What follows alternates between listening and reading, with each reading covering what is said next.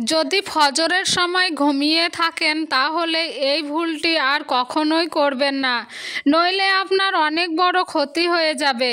ফজরের ওয়াক্তে ফেরেশতারা আকাশ থেকে জমিনে আসে এবং প্রত্যেকটি মানুষের কাছে যায়।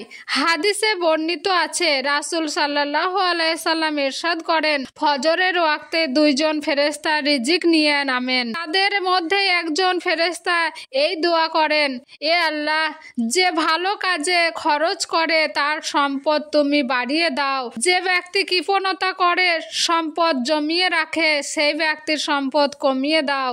এটা অন্য আরেকটি ফেরেশতা দোয়া করে। নবীজি বলেন, ফজরের ওয়াক্তে অবশ্যই আল্লাহর জিকির আজগা করো। এই জন্য আমাদের প্রত্যেক মুসলিমকে ফজরের ওয়াক্তে উঠে নামাজ পড়ে কোরআন তেলাওয়াত এবং আল্লাহর জিকির আজগা করা দরকার। কিন্তু তা না করে আমরা ঘুমিয়ে থাকি, তাহলে ফেরেশতারা আমাদের জন্য কি দোয়া করবে আপনিই ভাবুন।